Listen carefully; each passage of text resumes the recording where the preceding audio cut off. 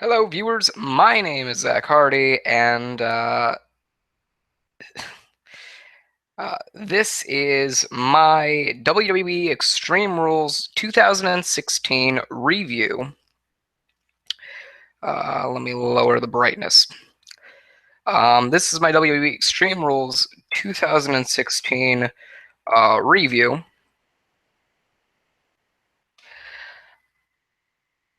Let me get stuff settled out first.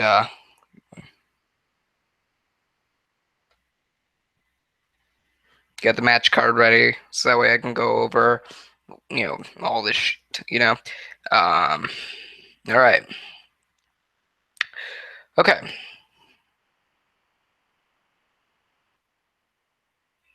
All right.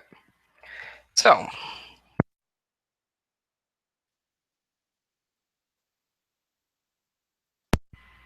ladies and gentlemen, my name is Zach Hardy, and this is my WWE Extreme Rules 2016 review. All in all, the show was pretty damn good. These matches on the card, um, well, sorry, I'm kind of at a loss for words. We just ended the Extreme Rules live reaction videos, so now this is going up pretty much right after. Yes, Seth did return Clarabelle. Um,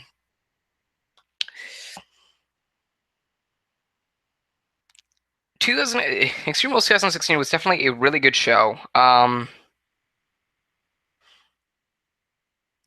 It was much better than last year's, I will say that. Um, and a lot of the matches were really good. Now, I do want to say something before I start. The title is Barbed Wire, Thumbtacks, and Seth Rollins. I know you're Lewis. I called you by your username. My bad. But Thumbtacks, I want to iterate on that because it's going to bring into a big crucial part of my review. Now, I said during my reaction video that if they used the thumbtacks, I would give it one more star. The whole show 1 star more than had I given it a 3 star overall, I would have given it a 4 star because of the thumbtacks. And they used not only the thumbtacks but the barbed wire 2x4, and that was during the Dean Ambrose and Chris Jericho Asylum match. But anyway, enough of that shit. Let's get into the matches. Dolph Ziggler versus Baron Corbin, no disqualification match. It was on the pre-show. Um, all in all, it was a short but still decent match. I like how Baron Corbin was able to keep up with Dolph Ziggler, but I didn't like how the fact that even though it was a no disqualification match, I didn't quite like the fact that there weren't really any weapons used. I mean, there was they utilized the fact that there were no countouts, but they didn't quite use the stipulation of using, or they didn't use the stipulation to their advantage. They didn't use any weapons. They didn't. Well, I mean, with the exception of Baron Corbin hitting a low blow on Dolph Ziggler. But besides that, there was really no use of the no disqualification stipulation. And that kind of dampened the whole match for me. In total, I was looking forward to at least a chair being used, but we didn't really get that, and that kind of lowers my rating for it. In comparison to had there been a weapon used, and I understand it's on the pre-show, but it's really no excuse for not putting on a match to its best effort and or obliging to the stipulation. Still, it was an all right match. Baron Corbin was able to keep up. Dolph Ziggler, ran some quick pace offense. Not sure Baron Corbin can really keep up with that high up tempoed style that Dolph Ziggler tends to have, but still Baron Corbin did really well in the match. Dolph Ziggler was really good with his selling. Really made Baron Corbin look strong, and Baron Corbin ended up winning this match. I predicted that correct, so there's one. Hey, what's up, Tristan? How's it going? So off of a pre-show, we get into the main card, and the first match on the card is Carl Anderson and Luke Gallows against Jimmy and Jey Uso in a tornado tag team match.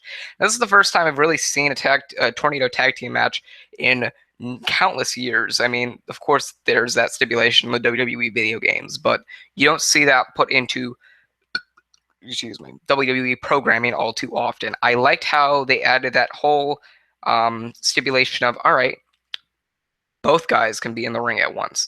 All out carnage can ensue. No countouts, no disqualifications, all out mayhem. And I like that because that kind of fits to the style that Luke Gallows and Carl Anderson have. And it kind of gave the Usos a, kind of like a barrier to jump. All in all, the match was great. It was quite all around but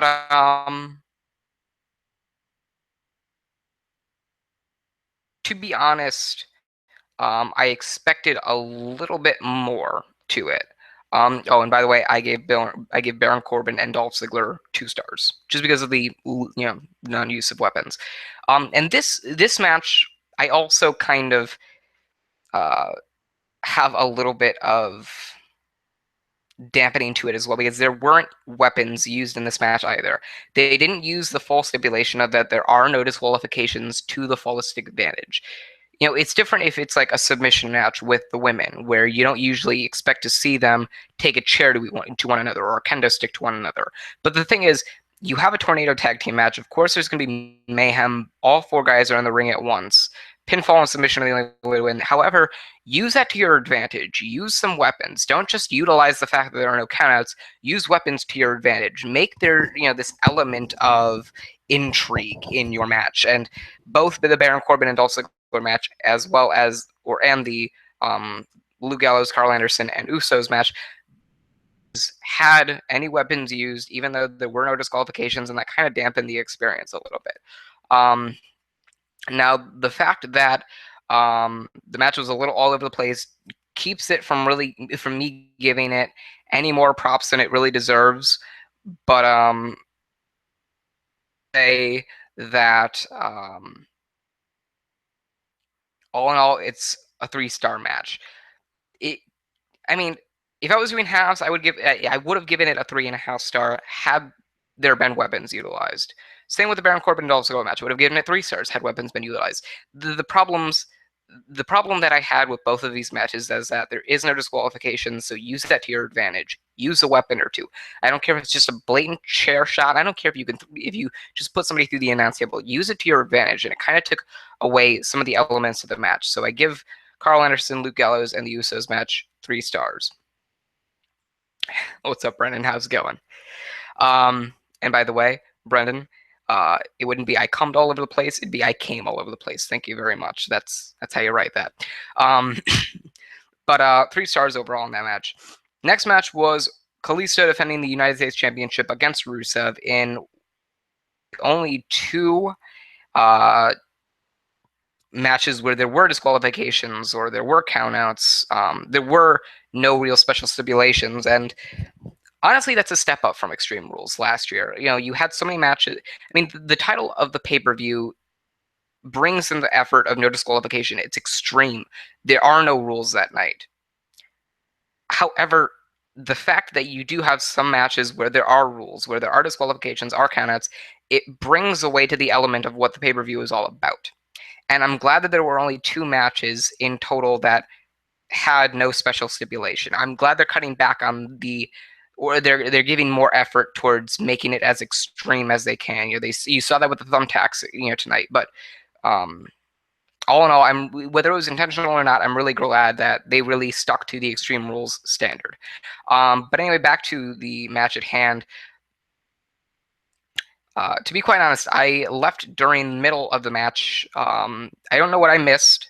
I'll have to go back and watch that. But from what I understand, Kalisto was just being thrown around like a rag doll, and it's kind of dampened what was his United States Championship reign all around. I mean, he fought Ryback. He has fought Rusev now. He fought Alberto Del Rio, and really, he was utilized as a ragdoll throughout that match. He was an underdog, but he was just beaten up throughout the entire match. It would have made more sense for him to lose all of those matches. it seemed a little sloppy that he continued to win these matches over and over and over again, even though he was ragdolling throughout the entirety of them. It really brought down his championship reign overall. Now, the thing is,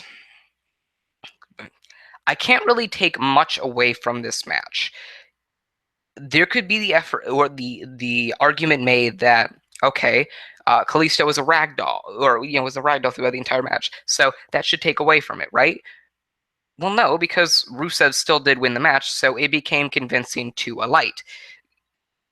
Utilized. Well, there were still disqualifications in place, so you don't really have much to take away from this match. I did like the fact that towards the end, it really all went downhill for Kalisto with one spot. Rusev throwing him off of the turnbuckle and onto the ring apron, pulling him back, stomping on him, even when the referee was trying to get him away, and then locking him in the accolade, forcing Kalisto to tap. I like that whole ending. I like that finish.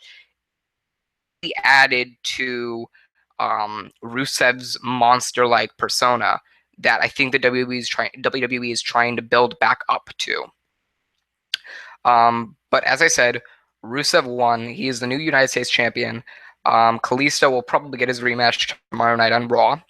And as of this point, I was 2-0 for predictions. That started going south with the next match. The New Day, Rusev and Kalisto, I'll give it 3 stars. The New Day defended the WWE Tag Team Championships against the Vaudevillains.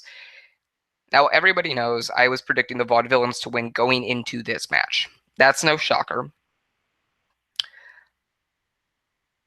And I had a pretty decent reason for it. The WWE likes to throw you a curveball every so often. They like to throw you a bone. They like to make it, ooh, you were expecting this? We'll give you that. It just added an element of surprise and wonder of when this was going to happen. And I expected the Vaudevillains to win because I thought that was going to be the curveball of the night that WWE so tends to do. It didn't happen that way. Don't get me wrong, I was fine with the outcome. I'm fine with the New Day retaining the WWE Tag Team Championships. I'm perfectly fine with that.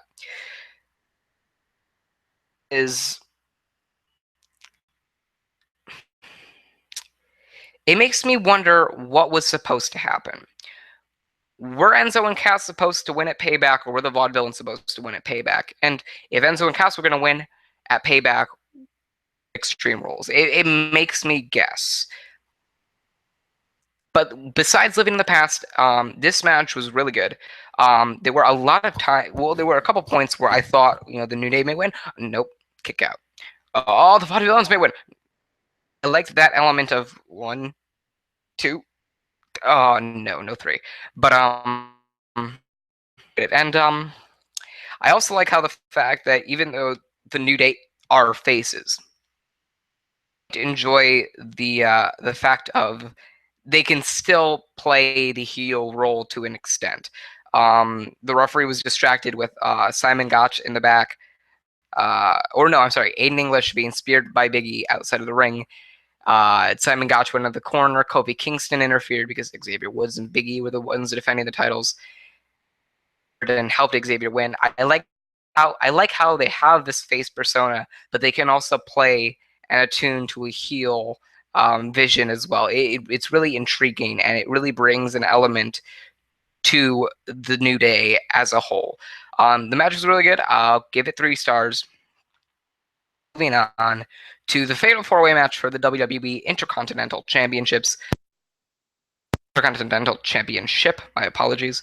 The Miz defended the title against Cesaro, Sami Zayn, and Kevin Owens. I predicted not only that Cesaro would win, but that Sami Zayn would be the one that got pinned and lost.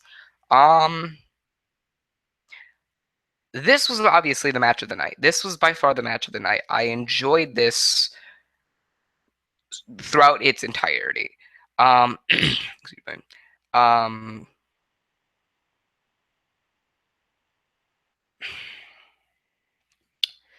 The ending was a little snarky. It was very Miz-ish. What had happened was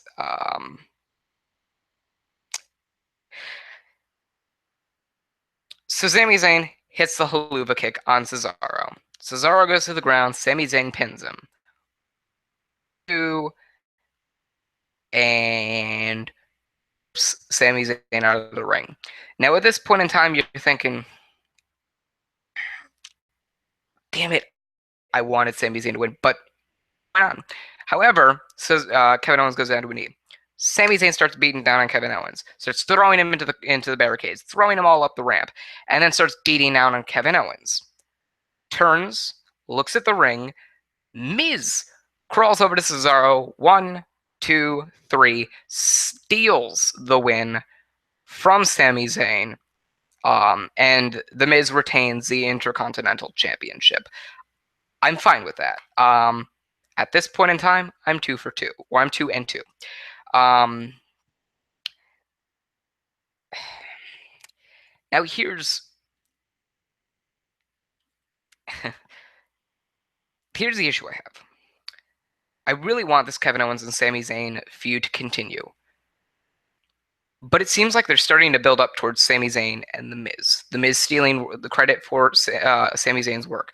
Sami Zayn may get frustrated over that. I think that's what they could be leading up over the next couple of weeks towards Money in the Bank. Now, here's the thing. I can't really complain about this match. Yeah, there were no weapons used, but you really didn't need to use weapons. It was just all-out carnage. It was all-out mayhem. There were some really great spots. As a matter of fact, there was after the opening bell. They're all in their separate corners. Kevin Owens is looking at the crowd. The bell rings. Sami Zayn runs over. Kevin Owens turns his head. Boom, haluva. Seconds into the match, haluva kick. Sami Zayn. Sami Zayn and Miz are like,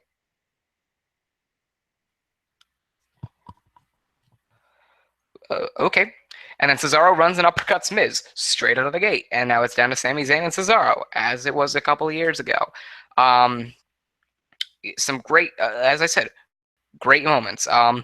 Cesaro trying to lift Miz into the giant swing, but Miz holding onto the ropes and Kevin Owens hitting the frog splash, taking his entire abdomen down to the ground and just putting so much pressure on his lower back towards the corner, the side of the ring. Hour of doom that the Miz was on the horrifying receiving end. The match was just great. I really enjoyed it. I really liked the fact that the Miz did such a Miz thing and stole the victory off of Sami Zayn's work. I really liked that element. It added something to the match that, even though it was kind of a lackluster ending because, you didn't really see Miz, crawl into the cover until you heard the bell and you're like, and then you see the camera cut to Miz in the ring, and it's like, oh, okay, well, that kind of sucks. But all in all, I can't complain about this match. 4 stars. I'll give it 4 stars. No, you want? Fuck it. I'll give it 5 stars. This is a 5-star match. As I said, best match of the night. And before I continue with the match card, I want to go and read your comments. So let's see. What's up, Lewis? How's it going? Hey, what's up, Trustin?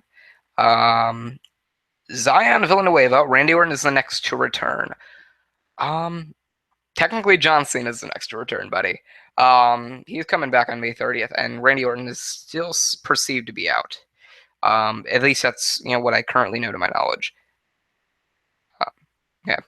Swag Daddy 22 says, I woke my whole house up when Seth Rollins returned. I screamed so loud. Well, I sadly could not do that, but I'm glad you were able to. He also says, by the way, great working Unitards, one of my favorite YouTubers. Keep it up. Well, thank you very much. I sincerely appreciate that, and I'm glad you're a fan of mine. Thank you very much. And that's it for the comments so far. I guess we'll go back to the card. And at this point in time, I am 2 and 2 on my predictions. I think I said that already. Next match was the Asylum match between Dean Ambrose and Chris Jericho. And early on, well, for the most part, I was not too into this match.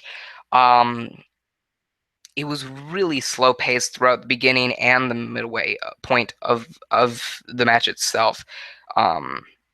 I like how Chris Jericho was continuing over and over and over to try and escape through the top of the cage. Could not do it. Dean Ambrose wouldn't let him. I really enjoyed how go up and be like, how do I, all right, well, let's see. How do I use this weapon? I liked how Chris Jericho went up and got the barbed wire 2x4. And Dean Ambrose had the nunchucks, and he was like, I got this. What are you going to do with that? What are you going to do with those toothpicks? And he just starts swinging it around. And Jericho's like, it was just great. Now, here's where things got PG, like for WWE's terms. Dean Ambrose goes up. Now, I will say, Mitch 2, the potted plant that I'm calling Brad, was not used. The only weapon not used, not even taken down from the rafters, gets the bucket, which is the second to last one. Didn't even realize there was a top on it. So Dean Ambrose takes the top off, and I'm like, he's gonna pour out Thumbtacks. And he's like, he reaches in. I'm like, no, that's not Thumbtacks, because he's reaching in. I'm like, so it's gonna be like, I don't know, pool ball or something. I don't know. And then he takes out a bag, and I'm like, oh, here we go. And everybody goes, holy shit. And at that point in time, you knew shit was getting real. Of course, the commentators are playing stupid, like they've never seen this Mick Foley-esque type thing. And Dean Ambrose starts pouring out Thumbtacks, and you're just like, somebody's gonna bleed tonight. And it's barbaric to think, but I was looking forward to it. And I stated during the match that if they did use the Thumbtacks, they didn't even have to use the barbed wire 2x4, but if they used the Thumbtacks, I would give the entire event at itself an extra star in my total rank. So towards the end of the match, Chris Jericho's smacking lightly, but still smacking Dean Ambrose with the barbed wire 2x4.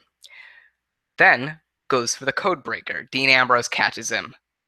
He starts walking over the Thumbtacks. Everybody's like, here it comes! Drops him into the Thumbtacks. At that point in time, I'm going, thank fucking God. And everybody's going, I love this. I'm tired, guys. And I'm like, it's over. It's over. Chris Jericho is not winning this match. I was fine with it, but Chris Jericho is not winning this match. Dean Ambrose hits him with a dirty deeds, gets a thumbtack stuck in his elbow, couple in his back, and a bunch in the soles of his shoes. And Jericho is just loitered in the back and in the arms with thumbtacks. He's got a couple in his ass even. 1, 2, 3, Dean Ambrose wins. Nothing else to describe it. Really good match towards the end. The beginning and midway points kind of lacked a bit, but overall, I'll give it 3 stars. It was a decent match. It was a really good match. It was a really good match. Again, beginning and midway point were pretty damn slow. Did not like it. Was not my pace. Was not my pace. Was not my pace, baby girl. No. Kill me if I ever do that again. No. Was not my pace. And I still found a way to enjoy it. And that's just one of the great things that Chris Jericho and Dean Ambrose do. I'm really glad Chris Jericho was really mouthy tonight. Really enjoyed it. But moving on. Submission match for the WWE Women's Championship. Ric Flair was banned from ringside, and had he disregarded his ban from ringside, Charlotte would lose her title. The match was pretty good. I enjoyed the fact that their technical prowess and submission-esque routines came into play very often during the match. I liked how Charlotte and Natalya were still able to keep up a strengthened and even pace throughout the entire match. I liked how, all in all, the matches came together. However, towards the end, it got a little confusing. Ric Flair's music hits. Talia's telling the referee to raise her hand. Um, and some person comes out in Ric Flair's robe and in his boots, turns around, and it's Dana Brooke. And at that point, I'm thinking, all right, cool. Dana Brooke's got something to do. Emma's out, and I mean, why not give Dana Brooke something to do. Give her something to do now that Emma's not going to be there for a while. All in all, just a really, really good match. Hold on. Yeah, something's wrong. All in all, just a really good match. Until the ending, it kind of got a little bit confusing, but Charlotte locked in the figure eight. 1, 2, 3. I'm sorry. Locked in the figure eight. Natalya tapped, and Charlotte retained the WWE Women's Championship. Ric Flair comes out. Dana Brooke gets in the ring. And it seems like Charlotte and Dana Brooke are becoming a pairing now. So there's that. 3-star match. Pretty damn good. Tristan, I'm about to tell you what happened with Seth. Let me get through the final match, though. So, final match, main event of the evening, WWE World Heavyweight Championship match in an Extreme Rules match. AJ Styles challenges Roman Reigns for the WWE Women's. The fuck is wrong with me? WWE World Heavyweight Championship. The match, all in all, was a chaotic match. So what happens is, they're brawling out in the crowd. They're brawling down at ringside. AJ Styles gets back body dropped onto the English announce table, gets thrown through the Spanish announce table. Weapons are used. Chairs are used. So it could have been a little bit more extreme, but all in all, it was really good. At one point in time, AJ Styles was in danger, so the Bullet Club came out and started beating down on Roman Reigns, and then the Usos came out and became another Carnage theory. And a couple times where I thought AJ Styles had actually won the world title, but seemed not to be. Then towards the end, he goes for the phenomenal forearm, gets hit with a spear. 1, 2, 3. Roman Reigns retains the WWE World Heavyweight Championship. And then the moment of the night. This was a 4-star match. I'll give it a 4-star rating. Then the moment of the night. Roman Reigns is holding up the World Heavyweight Championship. Then you hear the crowd below the roof of the place. It was so loud, I mean, I can honestly think any woman in attendance, their ovaries must have been destroyed. Crowd is cheering. You see somebody in the back. They just blindside Roman Reigns. Camera pans in a little bit. Guess who's back? The architect. Seth frickin' Rollins. Plants him in the back, starts beating down on him, kicks him in the gut, pedigree, and bolts around the ring. He's got a new logo. He's got new ring gear, everything. Fucking fantastic. Looks down at Roman Reigns, looks up at the crowd, picks up the world title, holds it above his head. Seth Rollins is now the biggest babyface in the fucking company. Really great match.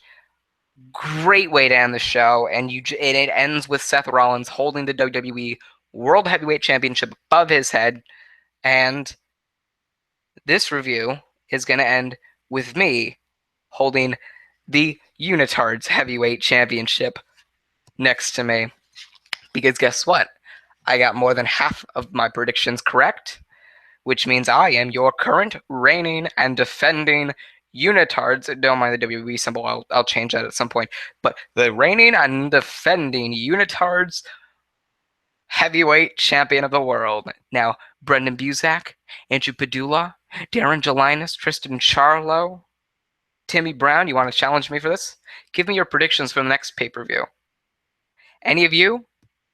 Leave in the comments below who you predict for that. Well, I'll find a way for you guys to, be involved. But I'm your new champion, ladies and gentlemen. Anyway, guys, overall, I would give Extreme Rules 3 stars. However, with the use of Thumbtacks, it becomes a 4-star pay-per-view. Really enjoyed it. If I had the option, I would go back and watch it. That's all I really have to say on the matter. But anyway, guys, that's about it. That is my WWE Extreme Rules 2016 review. Thank you guys for watching. I hope you enjoyed. Remember to like, favorite, and subscribe for more. I'm Zach Hardy, signing off.